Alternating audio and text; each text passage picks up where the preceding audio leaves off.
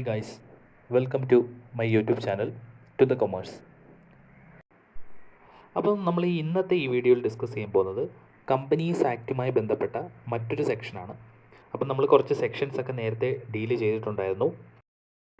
അപ്പോൾ ഈ വീഡിയോയിൽ നമ്മൾ ഡിസ്കസ് ചെയ്യാൻ പോകുന്നത് കമ്പനീസ് ആക്റ്റിലെ സെക്ഷൻ 4 ആണ്.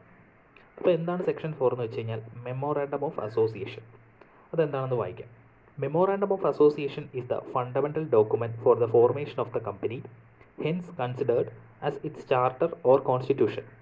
Memorandum defines the relationship of the company with outsiders because it enables all those who deals with the company to know what its powers are and what activity it can engage in.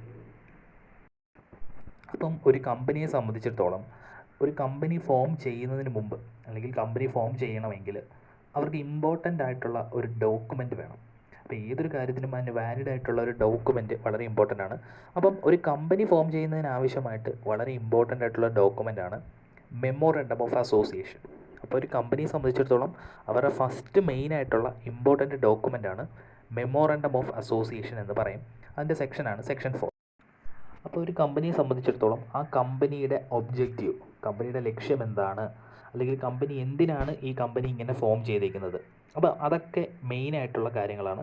അപ്പോൾ ഒരു കമ്പനിയെ സംബന്ധിച്ചിടത്തോളം അതൊക്കെ ഈ ഡോക്യുമെൻറ്റിനകത്ത് കൃത്യമായിട്ട് എഴുതിയിട്ടുണ്ട്. ഇത് ആർക്ക് വേണ്ടിയാണെന്ന് വെച്ച് കഴിഞ്ഞാൽ നമ്മളെപ്പോലുള്ള പബ്ലിക്സിന് ഈ കമ്പനിയുമായിട്ട് എന്തെങ്കിലും ഒരു റിലേഷൻഷിപ്പിൽ വരണമെന്ന് ആഗ്രഹമുണ്ടെങ്കിൽ നമ്മൾ ആദ്യം ഈ കമ്പനിയുടെ മെയിൻ ഡോക്യുമെൻ്റ് ആയിട്ടുള്ള മെമ്മോറാണ്ടം ഓഫ് അസോസിയേഷനാണ് നോക്കുന്നത്. അപ്പോൾ ഇതിനകത്ത് തന്നെ പറയുന്നുണ്ട് memorandum is the fundamental document ആണ്, ഒരു ഏറ്റവും ഇമ്പോർട്ടൻ്റ് ആയിട്ടുള്ള ഫണ്ടമെൻ്റൽ ഡോക്യുമെൻ്റ് ആണ്.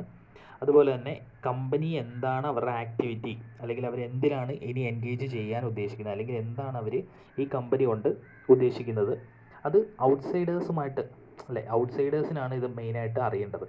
അപ്പോൾ അവർക്ക് അറിയാൻ വേണ്ടിയാണ് ഈ ഒരു പബ്ലിക് ഡോക്യുമെൻ്റ് ഉണ്ടാക്കിയിരിക്കുന്നത്.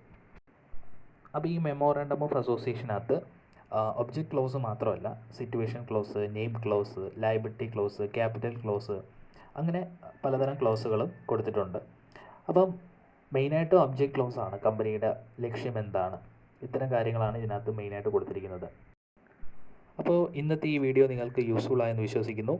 തുടർച്ചയായും ഇത്തരം വീഡിയോസുകൾ ലഭിക്കാനായിട്ട് എൻ്റെ ഈ ചാനൽ സബ്സ്ക്രൈബ് ചെയ്യുക, ഷെയർ ചെയ്യുക, ലൈക്ക് ചെയ്യുക. Thank you.